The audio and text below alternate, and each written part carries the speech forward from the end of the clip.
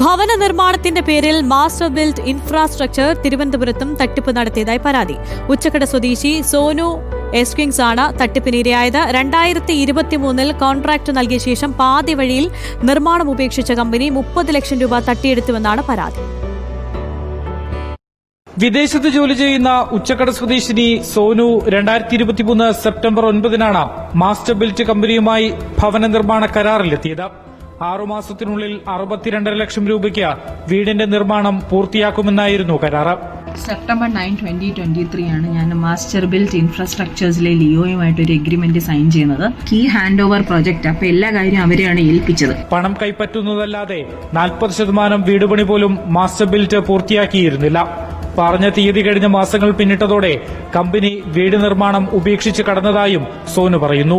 March 31 ചെയ്യേണ്ട പണി പിന്നെ ഓരോന്നും ക്വസ്റ്റ്യൻ ചെയ്യുമ്പോൾ ഓരോ റിവൈസ്ഡ് പ്ലാൻ ഓഫ് ആക്ഷൻ തരും. അപ്പൊ അതിൽ ഡേറ്റ് വന്നിട്ട് മാർച്ച് 31 എന്ന് മാറി ഏപ്രിൽ 15, ഇനി ഏപ്രിൽ 15 മാറി ഏപ്രിൽ 31, ഏപ്രിൽ കഴിഞ്ഞു, മെയ് കഴിഞ്ഞു, ജൂൺ കഴിഞ്ഞിട്ട് പണിയായില്ലേ. പറ്റിപ്പ് തിരിച്ചറിഞ്ഞ് പൊഴിയൂർ പോലീസിൽ പരാതി നൽകി നടപടിക്കായി കാത്തിരിക്കുകയാണ് സോനുവും കുടുംബവും. മാസ്റ്റർ ബിൽറ്റ് ഡയറക്ടർമാരായ ലിയോ ജോർജ്, ശരത്ത്, കൃഷ്ണപ്രസാദ് എന്നിവർക്കെതിരെയാണ് കേസ്. അന്വേഷണത്തോട് ഇവർ സഹകരിക്കുന്നില്ലെന്നാണ് പോലീസ് പറയുന്നത്. റിപ്പോർട്ടർ, തിരുവനന്തപുരം.